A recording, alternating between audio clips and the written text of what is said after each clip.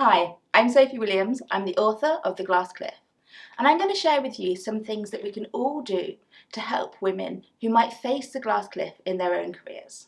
The first thing that we can all do is just to be aware that the glass cliff exists.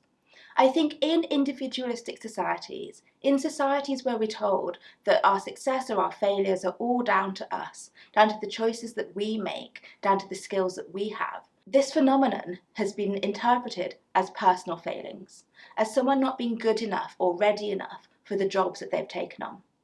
So the first thing that we can do to overcome the glass cliff is just to be aware of it, to know its name, and to be on the lookout for it playing out in any workplaces that we might be a part of. The second thing that we can do to help and support women in business is to recognise that women are more than just a set of soft skills. Bringing a woman into a professional situation in order to simply solve a problem or clean up a mess that she didn't make and to make everyone feel better along the way is not, in most cases, setting a woman up for professional success. Instead, we bring women in during times of crisis, we charge them with single-handedly solving that crisis, and then, more often than not, when the job is done, or even midway through that process, we push them out of their roles. We push them over those cliffs. So what we can do is we can commit to seeing women in their fullest extent.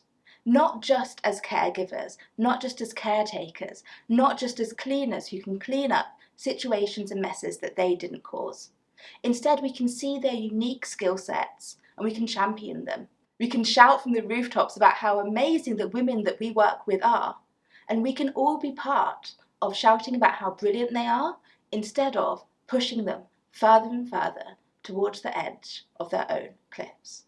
The final thing that if you are a business leader that you can do to support women in their careers is to promote internally. We hear so often that there's no good talent out there, but there is. There absolutely is. And so often, while men get promoted to those most senior roles, women are brought in externally. This is because of what's known as the broken rung. When people are taking that first step towards leadership, that first step towards management in their careers, we see that for every 100 men who are promoted, only 87 women get that same opportunity. And so when it comes to promotions in the future, that pool is suddenly much, much smaller for women.